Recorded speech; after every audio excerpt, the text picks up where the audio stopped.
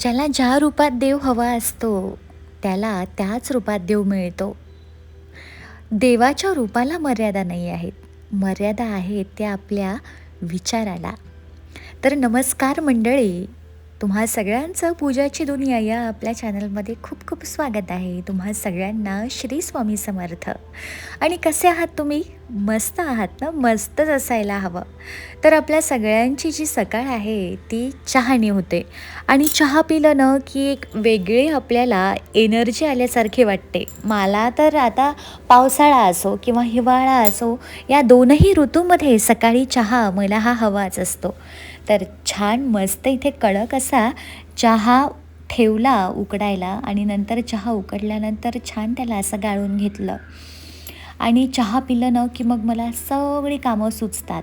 नाहीतर मग असं वाटतं की चहा नाही पिला ना की असं वाटतं की नाही बाई काहीतरी राहिलेलं आहे, काहीतरी राहिलेलं आहे. तर असे विचार येतात. असे सगळ्या तुम्हाला पण येतात ना?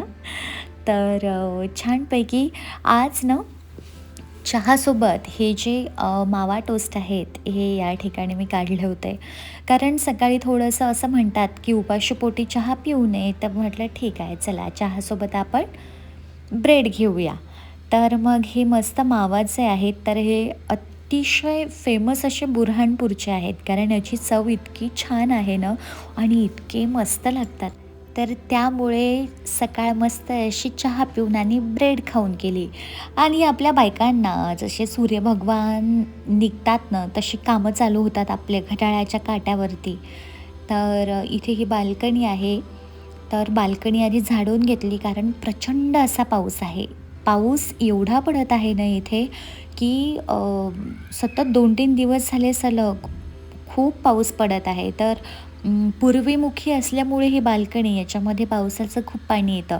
मग म्हटलं पावसाचं पाणी यायच्या आधी ही छानपैकी स्वच्छ अशी झाडून घेऊया आणि यामध्ये जास्त कचरा येत नाही आता पाऊस असल्यामुळे, पण हीच थोडीशी काही पानं असतात झाडांची.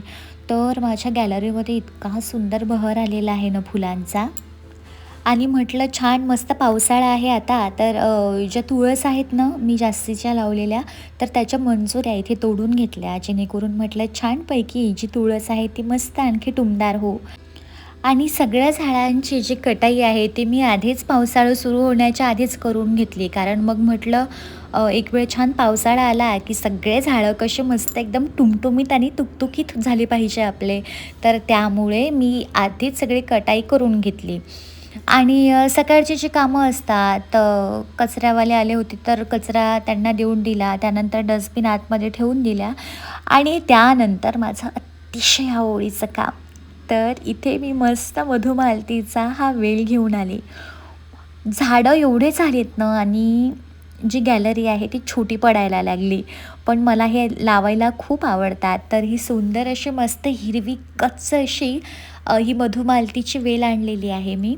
आणि आता कुठे लावायचं तर हा एक प्रश्न आहे. तर मी आता थोडासा विचार करतेच आहे. पण म्हटलं याला लावायच्या आधी कुंडीमध्ये लावायच्या आधी त्याला म्हटलं काही दिवस बाल्कनीमध्ये ठेवते, जेणेकरून तिथल्या नर्सरीचं आणि बाल्कनीचं टेम्परेचर हे एकसाथ येईल. कारण काय होतं ना, एकदमच आपण तिथून झाडं आणले ना, की मग ते सुकून जातात. कारण टेम्परेचर एकदम त्यांना वेगळं-वेगळं मिळतं म्हणून. तर आता तसंही पावसाळा आहे आणि ती तसं ठेवली तरीही सुकणार नाही लवकर. तर आता त्यासाठी आधी कुंडी आणि माती मला विकत आणावं लागेल. माझं हेच चालू असतं, कुंडी संपली की माती आणावं लागते, माती संपली की झाडं आणावं लागतात, हेच चक्र चालू राहतं. तर ते झाल्यानंतर छानपैकी हे घर पण स्वच्छ झाडून घेतलं, पुसून घेतलं आणि हा गालिचा असा टाकून घेतला खाली. दिसायलासुद्धा सुंदर वाटतं आणि ही जी टाईल्स आहे ना, ही इतकी थंडी होते ना खाली, तर मग त्याच्यामुळे पाय दुखीचे म्हणजे टाचदुखी, वात वाढल्यासारखं वाटतं आणि पाय असे हेकुडे होतात वात वाढल्यामुळे. तर मी अशी इथे टाकून घेते, जेणेकरून मला बसायला पण होतं छान आणि कुणी आलं तर चांगलंसुद्धा वाटतं, सुंदर दिसतं. तर त्यामुळे हा असा गालिचा इथे टाकून घेतलेला आहे मी आणि योगायोगाने या सोफ्याची कवर आणि हा गालिचा हे दोन्हीही सारखे-सारखे झालेले आहेत. त्यामुळे दिसायला पण इतकं सुंदर वाटतं ना.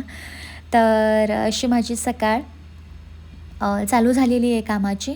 मग त्यानंतर ह्या सगळ्या गोष्टी केल्यानंतर मग मी छानपैकी मस्त अंघोळ वगैरे करून सुंदर अशी या ठिकाणी देवपूजा केली. आणि खरंच देवपूजा केली की घरामध्ये इतकं प्रसन्न वाटतं ना, की एकदम अगरबत्तीचा जो सुगंध आहे मंद-मंद, त्यामुळे घर फार एकदम मस्त, घरामध्ये एक सकारात्मकता वाटते आपल्या.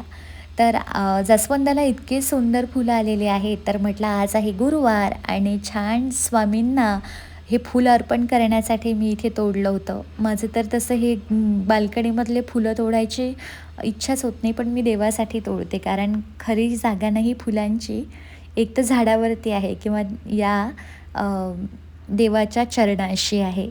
तर छानपैकी मस्त देवपूजा वगैरे झाल्यानंतर मग सगळ्यात मोठा प्रश्न स्वयंपाक काय बनवायचा आहे, तर इथे मी असा कणिक भिजवून घेतली होती आणि मग भाजी काय बनवायची, तर हा तर फारच बाई मोठा विषय असतो. सकाळी काय बनवावं, संध्याकाळी काय बनवावं, रोज तेच ते प्रश्न. आणि कधी-कधी तर असं होतं ना, की भाज्या भरपूर असल्या ना, तरी पण तोच प्रश्न येतो, की आता काय बनवायचं, कुठली भाजी करायची? तर माझं असं होतं. तुमचंही असं होतं का? नक्की कमेंट्स करून सांगा मला. तर छानपैकी इथे मस्त कणिक मी आधी भिजवून घेतली, जेणेकरून म्हटलं कणिक छान मस्त भिजली ना, की चपात्या कशा एकदम अ, नरम आणि छान फुलतात. तर मग म्हटलं ही अशी कणिक भिजवून ती झाकून घेतली आणि तोपर्यंत म्हटलं आता जरा भाजीची तयारी करू. आणि सध्याचं काय झालेलं आहे ना, कॉर्पोरेशनचं पाण्याचे सुद्धा टायमिंग लागलेले आहेत. त्याच्यामुळं हे नळ 6 ते 10 आमचे सकाळी आणि 6 ते 10 संध्याकाळी हे असेच असतात. पण हा इकडचा हा चालूच असतो. पण त्या पाण्यामध्ये एवढा क्षार आहे ना, तर मी ते पाणी जास्त घेणं अव्हॉइडच करते, कारण खूप क्षार आहे त्या पाण्यामध्ये. तर स्वयंपाक करताना कसं ना, एक वेळ असा जुळा बांधून दिला, की आपल्याला कामं सुचतात, नाही तर कामच सुचत नाही. तर असं या ठिकाणी कणिक भिजवल्यानंतर मग छानपैकी भाजीची तयारी केली. तर आज भाजी काय बनवायची म्हटलं, तर मस्त अशी हिरव्या वाटणची ही गवारची भाजी बनवली. आणि भाजी खरंच इतकी छान झाली होती ना, इतकी टेस्टी लागत होती ना. आणि आज काय झालं काय माहिती, माझ्या ना चपात्यांचे ना असे नकाशीच येत होते. आज अ, व्यवस्थित अशा गोल गुटूक ज्या येतात ना नेहमी, तशा चपात्याच नव्हत्या बनत. आणि एका साईडला तर ते म्हणतात ना, नजर हटी आणि दुर्घटना घटी, तसं झाल्यामुळे एका साईडला चपाती थोडी माझ्याकडून न जळली होती. पण मग म्हटलं चला आता एखाद्या दिवशी होतं असं. आपणही माणूस आहोत, चुका थोड्याफार होतच असतात. तर मग छान जेवण झाल्यानंतर मस्त आराम केला आणि आराम केल्यानंतर मग झाली संध्याकाळची वेळ. दिवेबत्तीची वेळ होण्याआधी म्हटलं चला घर एक वेळ झाडून काढू. आणि तुम्ही बघू शकता एवढा पावसाळा असूनही कुठून एवढं कचरा येतं काय माहिती. आणि खरंच हे आपल्या बायकांसाठी एवढीशी कामं असतात, पण हे करायला किती कठीण जातात ना, किती वेळ जातो ना या सगळ्या गोष्टींमध्ये. आणि बाहेर एवढं छान थो-थो असा पाऊस चालू होता ना, सतत 2-3 दिवस झाले एकदम सतत अशी पाण्याची संततधार चालू आहे. आणि या रोडवरती एवढं पाणी साचलेलं होतं ना, पण जेव्हापासनं पावसाळा चालू झाला ना, झाडं इतकी सुंदर झालेली आहेत.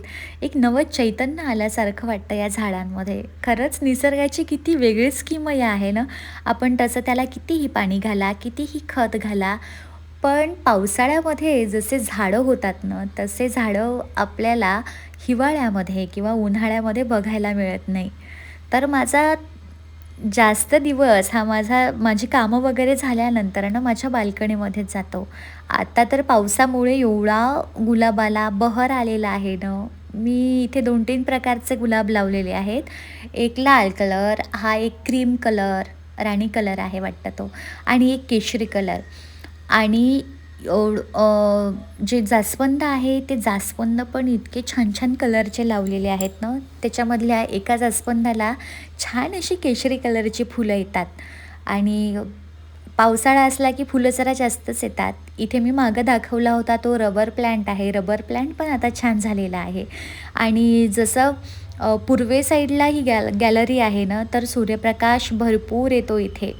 आणि मग चहा घ्यायची वेळ झाली, तर म्हटलं चला आज मस्त पावसाचा आनंद घेत आणि छान टोस्ट आणि चहाचा इथे मी बसून आनंद घेतला.